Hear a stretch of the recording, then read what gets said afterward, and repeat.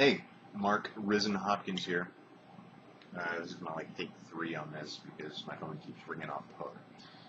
Hopefully, I can get a good 5 minutes of uninterrupted time so I can chat with you for a minute.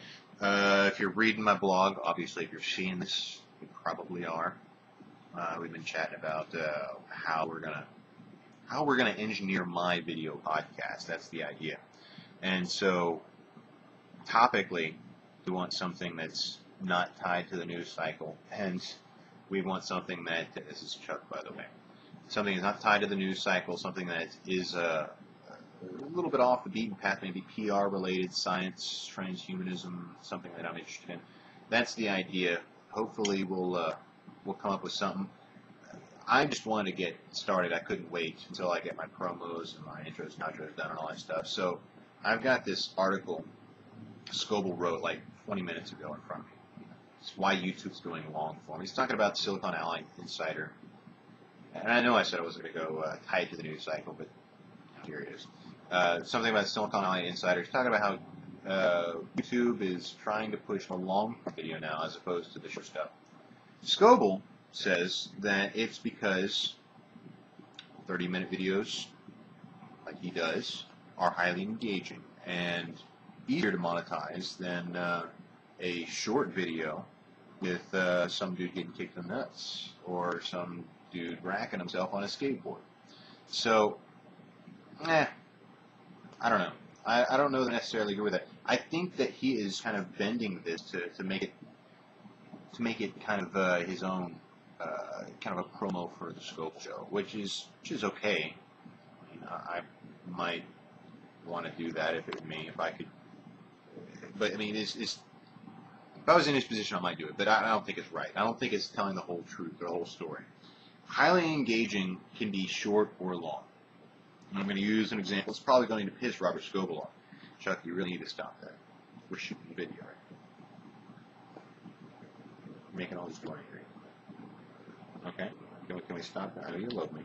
Stop it. Okay.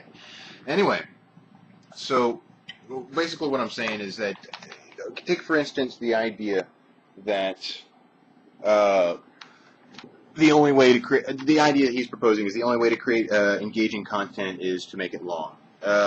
Lauren Feldman, 1938 Media, has a series where he uses puppets of Robert Scoble and puppets of other new media personalities, I guess, and interviews actual as we call them, magical conversations, movers and shakers of the Web 2.0 and social media world.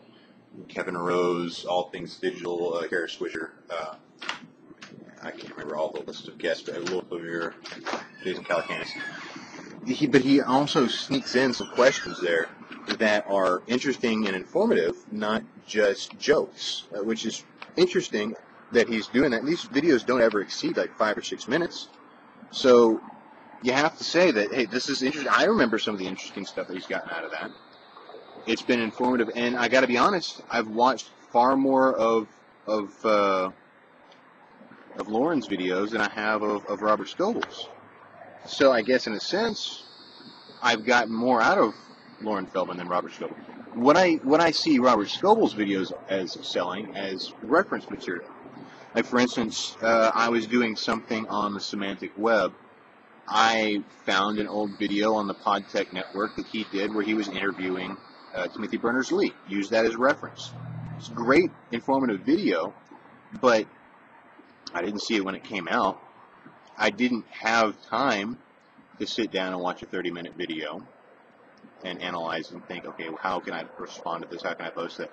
I think on a couple occasions, though, I posted a video from Lauren Feldman and said, hey, this is interesting. This is a nugget of wisdom or information you can pull out of this. Plus, it's entertaining.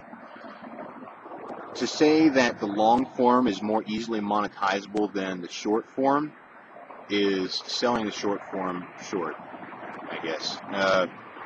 The idea is that for YouTube, 30-minute videos might be more easy to monetize because who's going to put out a 30-minute video? Most likely someone that's doing a series. You know, Robert Scoble is going to be doing it, but who's going to putting out the short form? Well, everybody. Everybody's putting out short form stuff, and it follows no particular niche or pattern, even when it's coming from the same. You look at mine stuff. I've got a clip from Glenn Beck show. I've got a bunch of pictures of my baby, videos of my baby. I've got a video of me singing Love Shack with my wife on karaoke one night. I mean, it's all over the place. I couldn't monetize that channel. There aren't enough advertisers that believe in the concept of Mark Hopkins and his wacky antics to monetize that specifically. I'm either going to have to create a series of short-form videos or a series of long-form videos and then hunt out advertisers that are willing to put their name on that niche. YouTube has this entire mess of unsegregated crap. But if you were to take that same example that he cites, this dude on a skateboard with, you know, cracking his nuts on a rail or something, and put that with a whole bunch of other videos, it's not only monetizable, it's valuable. You can look at the late night infomercials on like Comedy Central or something. You know, you get a whole 90-minute video of people doing stupid tricks on their skateboard and wiping out. People paying for that, apparently. People are also would pay to advertise on that because you can identify that demographic.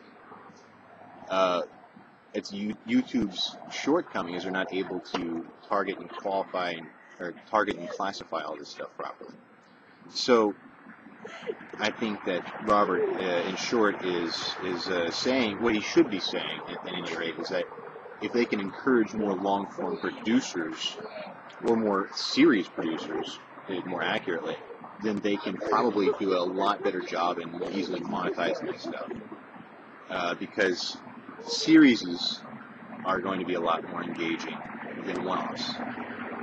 It has nothing to do with the length. I'm going to test that theory out and see if I get a bunch of responses on this video. If you have an idea, you think I'm right or you think I'm wrong, leave a comment on this blog post, and we'll see how engaging a short-form video can be. Talk to you later.